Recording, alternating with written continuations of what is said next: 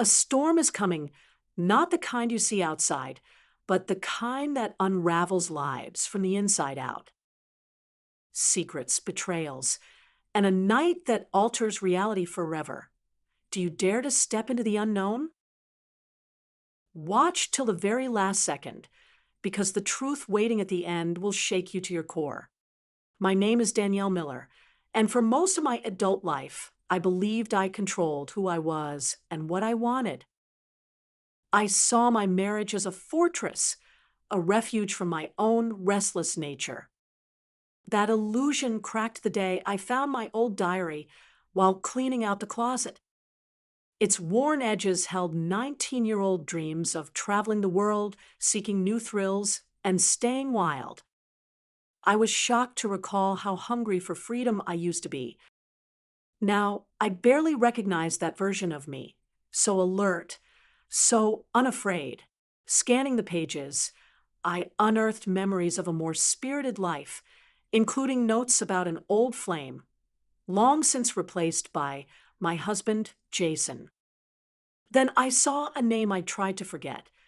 Micah Barnes, our brilliant, unsettling friend from college who always pushed boundaries. Reading about him forced me to admit what I buried, a longing for something more than my predictable routine. I felt compelled to reclaim that part of me, but I had no idea how without shattering the safety I once cherished. Days later, Jason suggested a weekend trip to Micah's mountain cabin to see his latest art project. The timing felt too perfect. Maybe Jason sensed my frustration with our stale life. Maybe he had his own reasons. Either way, I said yes, my heart pounding at the thought of facing Micah again. We left early Friday, the highway stretching beneath a sky that seemed endless. Jason was uncharacteristically quiet, and a knot of anticipation grew in my stomach. I'd heard rumors he might get a promotion requiring us to move, but he hadn't mentioned it. I wondered if that was part of why we were here, some last attempt to reconnect. As we climbed into the mountains, the air grew cold and crisp. Memories of my diary flickered through my mind. I'd once dreamed of living off adrenaline, away from the dull pull of routine. When we finally arrived, Micah's cabin looked unassuming, weathered wood, faint amber lights. Inside, though, was pure chaos. Canvases, half-formed sculptures, a feeling of manic creativity buzzing in every corner. Micah greeted us, his gaze lingering on me as if we shared an unspoken secret. That evening we ate a simple meal, accompanied by a few glasses of wine. We spoke mostly of safe topics, but tension undercut the politeness. Outside, the wind howled through the pines and the cabin's walls creaked, as if testing our fragile dynamic. I could almost sense the old version of me stirring, wondering whether this place and these people could help me find my lost spirit, or if I was just risking everything for a fleeting thrill. After dinner, I wandered the dimly lit hallway. The walls were covered in Micah's surreal paintings, nightmarish forests, luminous figures caught between reality and fantasy. One piece in particular showed a woman on a cliff, arms raised toward a swirling sky. A chill traced my spine, as if I were staring at my own trapped potential.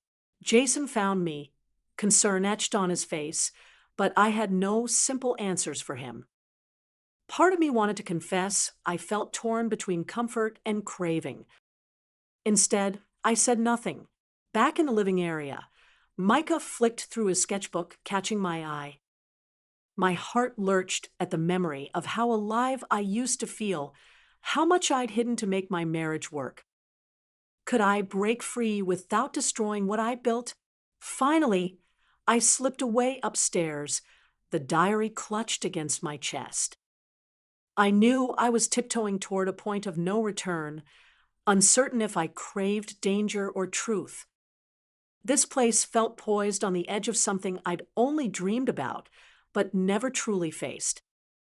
Tomorrow, I'd have to choose whether to keep burying my desire or let it lead me into unknown territory. If I was going to reclaim the wild spark I'd lost, I needed to be ready for whatever confrontation it stirred with Micah, with Jason, and most of all, with myself. I woke to a dull glow slipping through the cabin's narrow windows. Outside, the mountainside was still shrouded in a thin veil of mist, and the distant rush of a stream drifted through the crisp air. My diary lay on the nightstand, its pages splayed open to an entry about my old thirst for risk. Even before I got out of bed, I felt that pull again, like I'd stepped onto a shaky bridge between the life I knew and a wild, unsettling possibility. Downstairs, I found Jason hunched over a mug of coffee, staring blankly at the swirl of steam. He nodded in my direction, but offered little more. I wondered if he sensed the shift in my mood. I was no longer content to brush things under the rug. Somewhere deep in my chest, a tiny ember of rebellion smoldered, urging me not to retreat into safety this time. Micah appeared a few minutes later, his clothes speckled with paint, as though he'd been awake half the night working on a project. He barely acknowledged me or Jason, and I felt an awkward tension crackling in the air. Yet behind that tension, something else tugged at me, an echo of the fearless girl who used to dream beyond the boundaries of a tidy marriage. Part of me wanted to provoke Micah, to force a reaction that would justify the confusion churning in my head. But I held back, uncertain where that path would lead. Instead, I grabbed my coat and walked outside, letting the cool mountain air sting my face and clear my mind. Later that morning, I wandered around the cabin's perimeter, noticing how Micah had transformed even the trees into art installations. Small sculptures dangled from branches, catching slivers of sunlight. I ran a hand over a piece of twisted metal shaped like two figures entwined, possibly lovers locked in a silent struggle. My pulse quickened at the thought that art might reflect something hidden in the artist's heart. Was Micah projecting his own tangled emotions? At the far edge of the property, a narrow trail led into the woods. The wet earth gave under my boots, and the air smelled of pine and moss.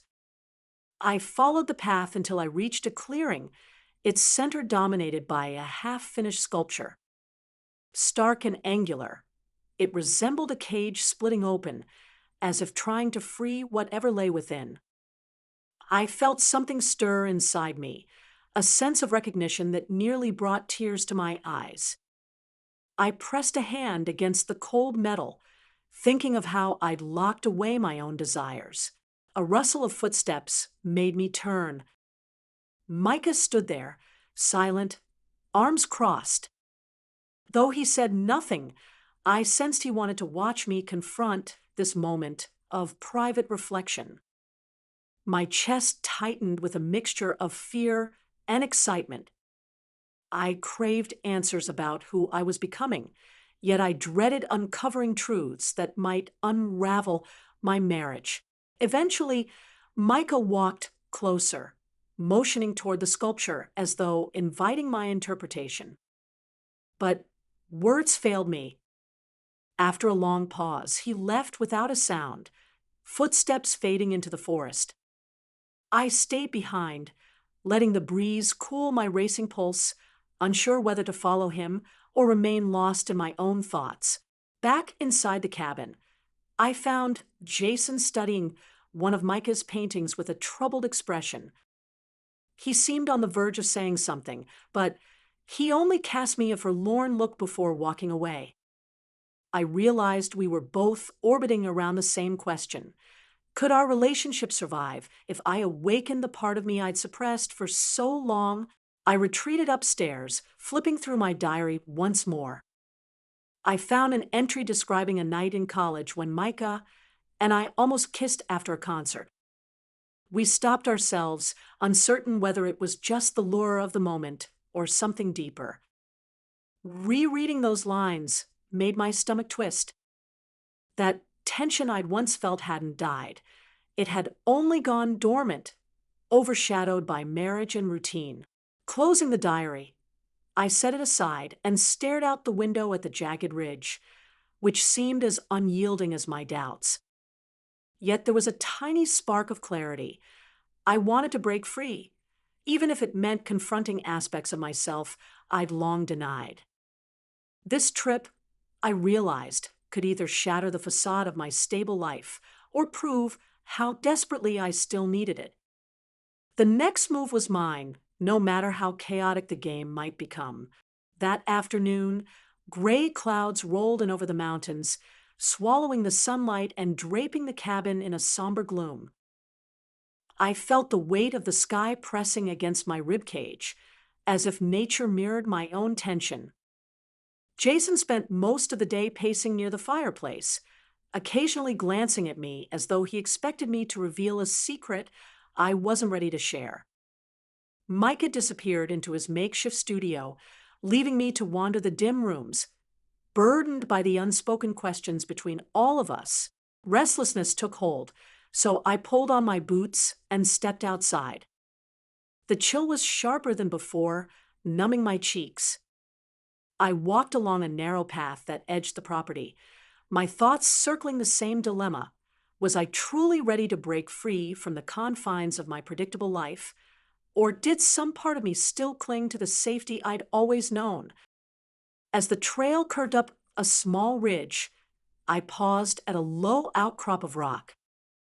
The valley below looked ominous in the fading light, pines waving in the rising wind. I tried to imagine what life would look like if I embraced my dormant desires, acknowledging that once I made that choice, there would be no turning back. Snow began to flurry, a soft dusting settling on my shoulders. I pictured the final entry I'd written in my diary the night before our wedding, promising myself I'd never let my spirit grow stale. Had that vow been a lie? With numb fingers, I brushed away the flakes gathering on my jacket. Then I turned around and returned to the cabin, resolved to face whatever confrontation lay ahead. Inside, the wind rattled the windows and shadows danced along the wooden walls. I found Jason in the living room, peering through the glass at the swirling snow. His shoulders slumped, and for a moment I felt a pang of guilt for the distance between us. We'd once been so certain of each other, back when marriage felt like an open door rather than a sealed fate. Though we barely spoke, tension flowed between us like a silent current. Eventually he mumbled something about starting a fire, and I offered a faint nod. The flames crackled and rose, casting a warm light that contrasted the bitter chill outside. Yet the cabin felt no cozier to me, as though the very walls harbored secrets I wasn't sure I wanted to uncover. Around dusk, Micah reemerged, paint smeared across his hands. The three of us stood there without speaking, the weight of our shared history thick in the air. My mind flickered to the nearly kiss in college, and my gut churned with memories of yearning I had never dared to voice. I felt the pull of that moment again, the possibility of stepping beyond every boundary I'd set for myself. The mere thought made me tremble, torn between excitement and dread. Supper was a quiet affair. We settled for simple sandwiches, picking at the bread as though it might reveal the answers we lacked. After we ate, Micah vanished into the next room, returning a few minutes later with a small handheld camera. My pulse immediately spiked. I realized he was filming random objects, capturing the hiss of the wind through a crack in the door or the flicker of the fire's reflection on glass.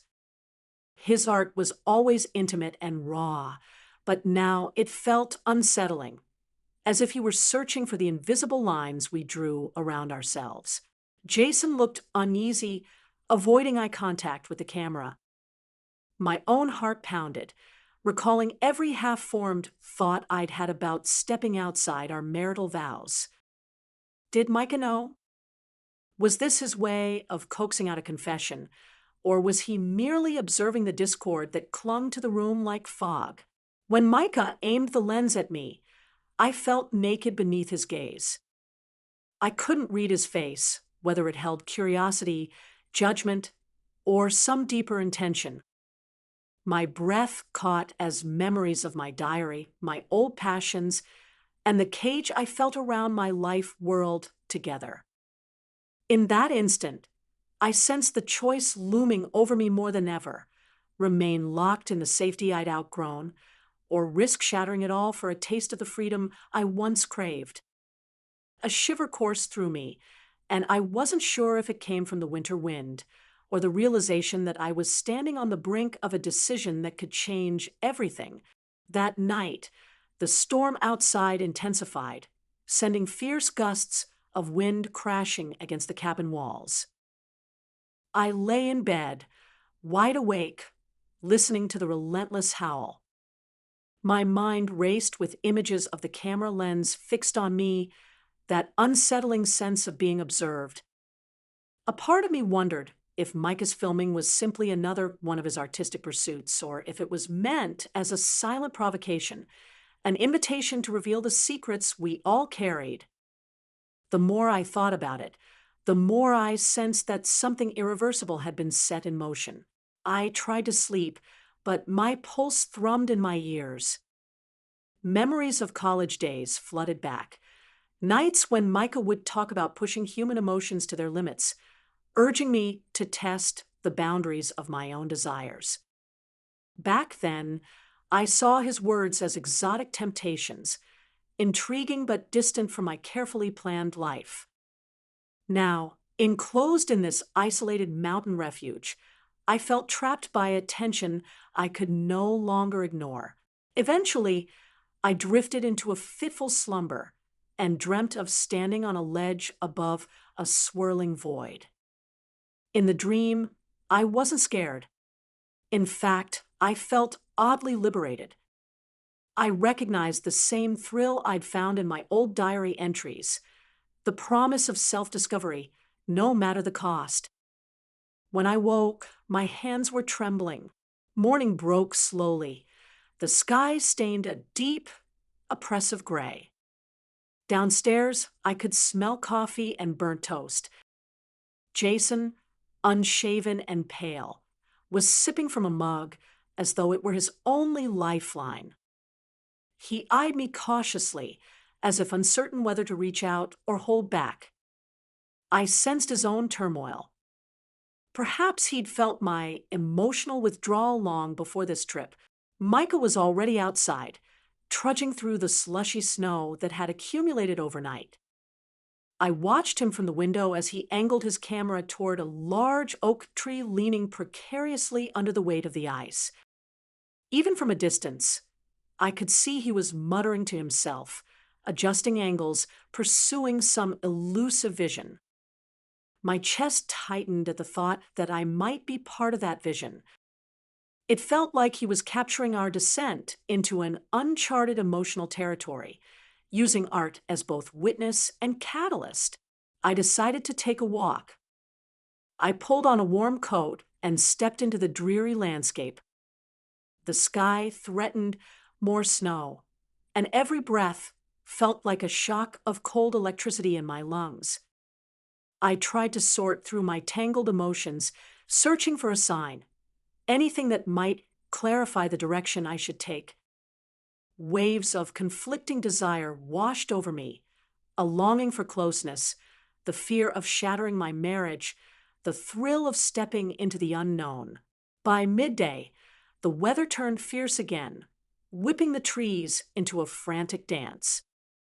Back inside, I found Micah reviewing his footage on a small screen. I hovered in the doorway, my heart pounding at the idea of seeing how he viewed us, how he saw me through his lens. I considered walking away, yet some magnetic force kept me glued there, curious and apprehensive in equal measure. Jason approached from behind me, clearing his throat, but not speaking. I felt the tension between us crackle. It struck me how little we'd really talked since arriving. We tiptoed around the elephant in the room, the suspicion that this trip wasn't merely about visiting an old friend. It was an unspoken test of boundaries and loyalties we had never questioned before. Huddled by the fireplace, I sensed a new resolve forming within me. If I was to confront my buried passions and figure out whether they could coexist with my marriage, I needed to stop running from my own doubts. I had to face them head on. Swallowing my trepidation, I took a seat beside Jason, the fire's warmth radiating across my skin. I decided I would no longer let fear dictate my actions. Whether that meant risking heartbreak or uncovering a deeper truth, I was prepared to meet it. And I could feel, deep in my gut, that Micah's camera would continue to bear witness to every choice I made. Later that day, a hush settled over the cabin.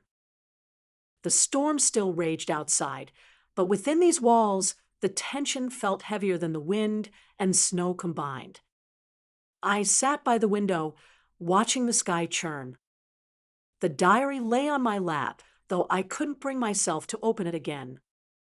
Its every page reminded me of the younger woman I'd been, restless, insatiably curious, and unafraid of the risks life might throw at her. I wondered if she'd recognize me now. In the next room, I heard Jason shifting through drawers and cabinets as though searching for something. The steady scrape of wood on wood felt like an echo of our unspoken worries. I resisted the urge to ask him what he was looking for, not wanting to further crack the uneasy quiet we'd established. Over the past few hours, I'd sensed a growing distance in his eyes, a guardedness that kept me from reaching out. Eventually, I made my way toward Micah's studio space, a cramped area littered with brushes, tangled cords, and half-finished canvases. The scent of oil paint and sawdust filled my nostrils, transporting me back to the days when I believed creativity could solve every problem. Micah was standing with his back to me, reviewing footage on his camera again, face illuminated by the small screen. A pang of nerves twisted my stomach at the thought of what he might be capturing. I braced myself, then stepped forward, my voice catching in my throat as I asked him if he was planning to show these recordings to anyone. He paused, gave me a long stare, then shrugged, offering no clear response. The silence left me unnerved. I fought the urge to demand answers, realizing I wasn't sure which answer I wanted. Retreating from the studio, I wandered to the front door, where I noticed fresh footprints in the snow, Jason's, I assumed, heading off toward the pine grove. The swirling wind had partially erased them, but they led away from the cabin with clear purpose.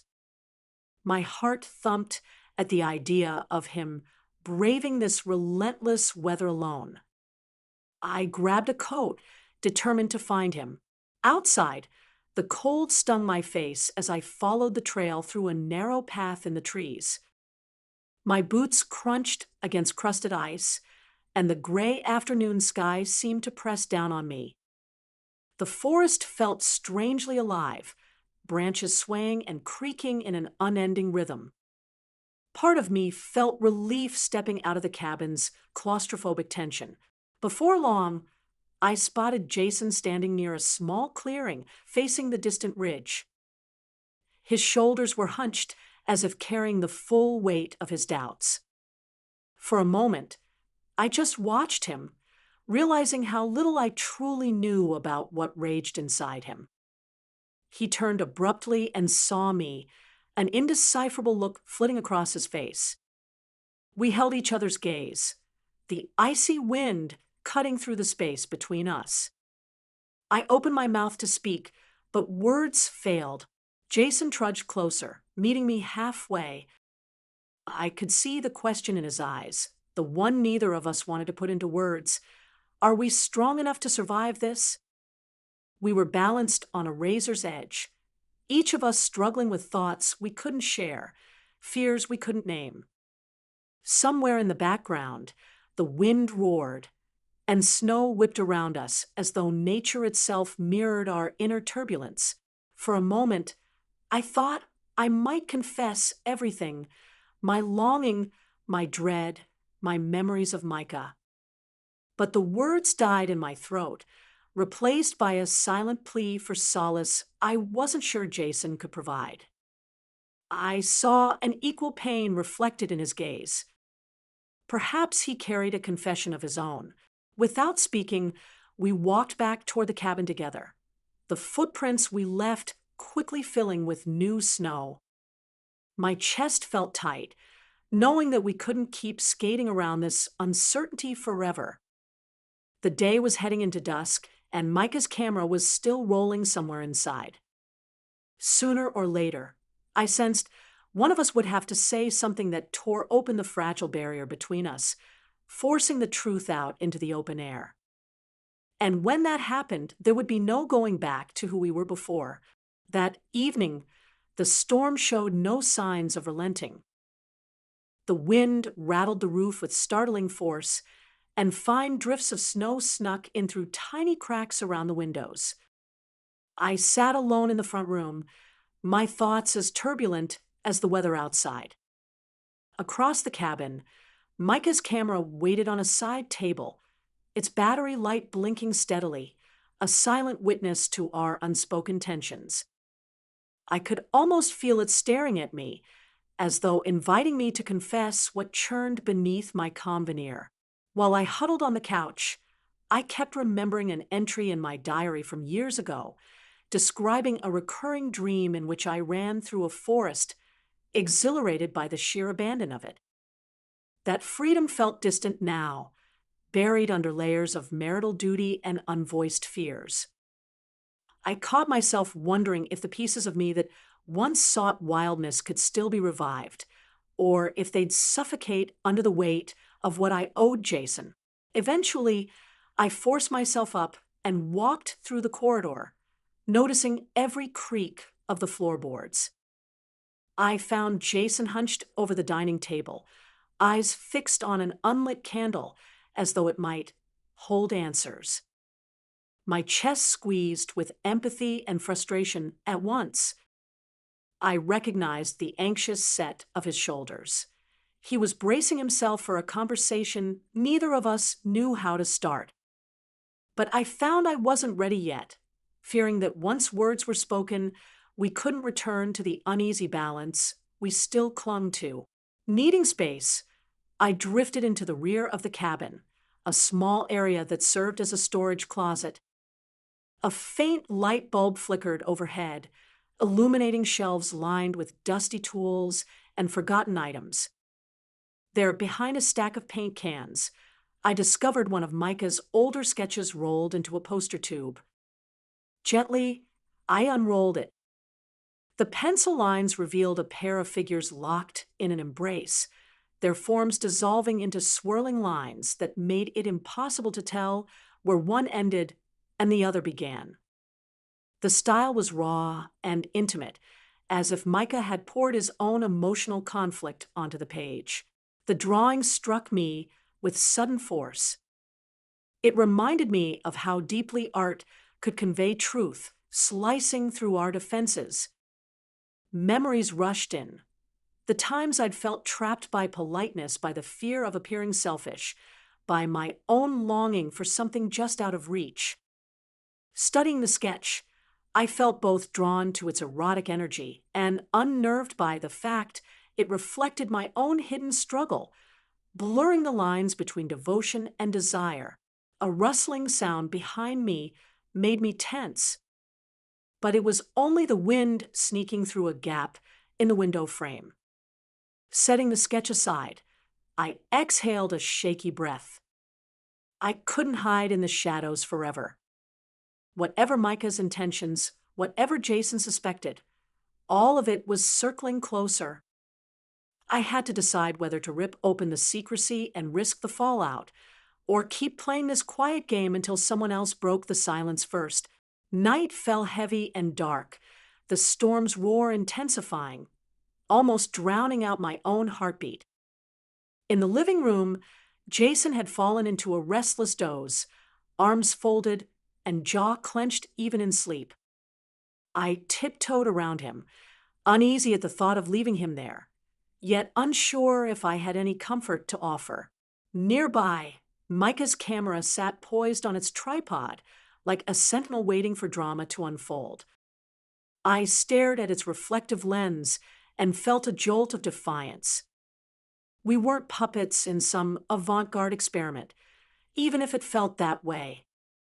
I refused to let my life be captured, as if it belonged to someone else's creation. Gathering my courage, I approached the camera, intending to turn it off or shield its lens.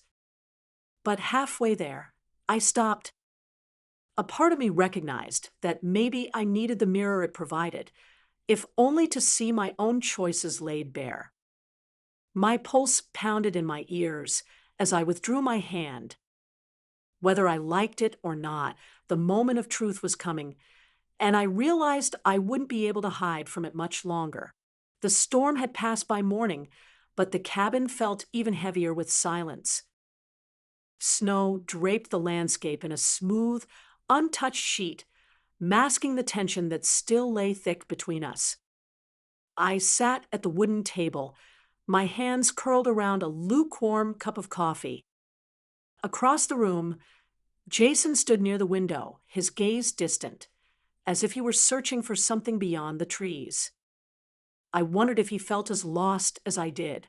Micah was nowhere to be seen. His camera, however, remained on the side table, its lens pointed toward the fireplace, a quiet observer to the unraveling of whatever fragile foundation we had left. The memory of the night before lingered like smoke in my mind, the way I had hovered near that camera, hesitating between shutting it off and confronting what I had become. I still hadn't made my decision. I needed air. Without a word, I pulled on my coat and stepped outside, the cold biting into my skin. The world was eerily still, only the crunch of my boots breaking the silence. I walked without direction, my feet leading me along the same path I had taken the day before. My mind drifted back to the old diary I had left in my suitcase, the one that had started all of this. Had I been looking for answers? Or just permission to admit the truth? As I wandered deeper into the woods, I spotted a familiar figure in the distance. Micah stood at the edge of the clearing, his back to me, watching the wind shake loose the last stubborn leaves from the trees. He didn't turn as I approached, and for a moment I hesitated, unsure if I should speak. But he broke the silence first. "You're still trying to decide, aren't you?" His voice was quiet, edged with something unreadable. I didn't answer. Instead, I let my eyes drift to the horizon, the jagged peaks of the mountains sharp against the winter sky. The air between us felt like a held breath, suspended between past and present, between choices already made and those yet to come. Micah finally turned, his gaze steady. "You don't have to say anything. You already know." His words settled in my chest like a weight. I wanted to argue, to push back, but I couldn't, because deep down, I did know. I had known since I picked up that diary, since I agreed to this trip, since I let myself be drawn back into Micah's orbit, knowing exactly what it would awaken in me. I walked back to the cabin alone, my pulse a steady hum beneath my skin. The door creaked as I stepped inside, and Jason turned, his expression unreadable. He studied me for a long moment before looking past me, out into the trees where I had just been. I knew he could sense the shift in me, the realization settling into my bones. But he didn't ask. Maybe he didn't want to hear the answer. I set my coat aside, my fingers tracing the grain of the wooden table as I sat down. The fire crackled in the hearth, the only sound between us. The weight of the moment pressed against my ribs, as if the air itself had thickened with the truth we weren't saying. Micah's camera still sat on the side table, lens gleaming in the firelight. I reached for it, my fingers hovering over the power button. If I pressed it, the recording would stop. But the moment would still exist, burned into my memory, etched into the fabric of everything we had been and everything we could no longer be. Jason exhaled softly, the sound almost lost in the quiet. He didn't speak. He didn't need to. We both knew the moment of choice had passed, and in its place, only silence remained. Morning arrived without ceremony. The sky was dull, washed out, as if it too had grown weary of the weight this place carried. The storm had left everything blanketed in pristine snow, untouched, erasing the footprints from the day before. It should have looked peaceful, but instead, it felt like something had been covered up, concealed beneath the cold. I moved through the cabin quietly, the floorboards creaking beneath my steps. Jason was still asleep, his breathing deep and steady. I studied his face, the faint lines at the corners of his eyes, the way his brow furrowed even in sleep. Had he been holding something back, the same way I had? The thought unsettled me. I turned away before I could try to decipher it further. In the main room, the fire had long since burned out, leaving only gray embers behind. The camera still sat on the table where I had left it, the lens now reflecting nothing but the dull light filtering through the window. I ran my fingers over its edges, a strange sense of finality settling in my chest. I stepped outside, the cold biting through my sweater almost immediately. The landscape was pristine, untouched by the chaos that had brewed inside the cabin. The trees stood tall and silent, their branches heavy with fresh snow. For the first time since we had arrived, the air felt still, as if the world was waiting. I wandered aimlessly, my thoughts tangled. The events of the last few days weighed on me in ways I couldn't yet define. My choices, my hesitations, my longing for something unnamed, it all felt like a thread pulling tighter around my chest. I had wanted clarity, but all I had found was more uncertainty. The lake was frozen over, its surface smooth and glass-like, mirroring the pale sky above. I stood at the edge, watching my breath fog in the frigid air. I wanted to feel something decisive, something solid that would tell me which direction to take. But there was nothing. Just silence. When I returned to the cabin, Jason was awake, sitting at the table with a cup of coffee cradled between his hands. He looked up when I entered, his eyes searching mine. There was a question there, one he wasn't ready to ask, and one I wasn't ready to answer. Micah was gone. His bag, his camera, even his sketchbook.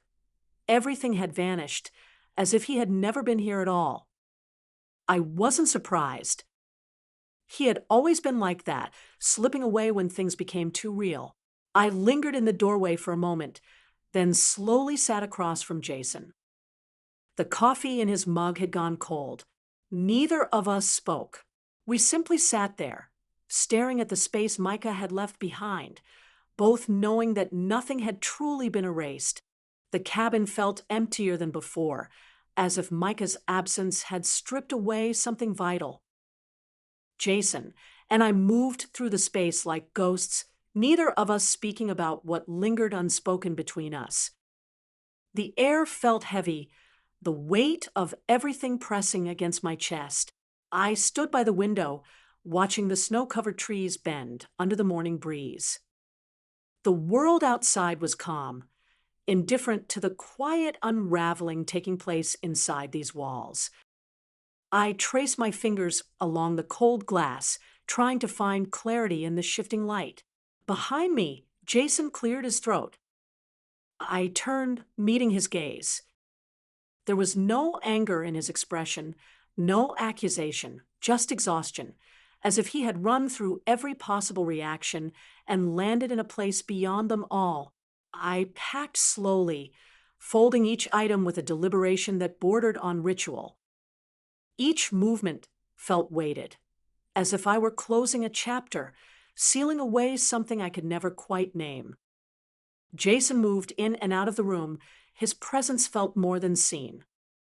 We were existing in the same space, but orbiting separate thoughts, neither of us sure where the other stood. Outside, the car was already dusted with a fine layer of snow. I loaded the bags into the trunk, the cold air biting at my skin. Jason joined me, his hands deep in his pockets, his breath visible in the crisp air. For a moment, I thought he might say something, ask a question that would demand an answer, force us into some kind of reckoning. But he only nodded, his eyes holding something I couldn't quite decipher. The drive down the mountain was silent. The road curved endlessly, the trees slipping past like blurred memories. I gripped the steering wheel tighter than necessary, focusing on the lines in the asphalt, the rhythm of the tires against the road. At the bottom of the pass, the cabin was no longer visible. It was behind us now, tucked away in the mountains, its secrets buried beneath snow and silence. I exhaled, feeling something loosen in my chest, though whether it was relief or loss, I couldn't tell. Jason shifted beside me, staring straight ahead. I wondered if he was feeling the same thing, if he too had come to understand that there were moments that, once crossed, could never be undone. The road stretched on, leading us back to a life that would never quite fit the same way again. Every ending is just the beginning of another story waiting to happen. Don't stop now. Click to discover more stories that will keep you on the edge of your seat.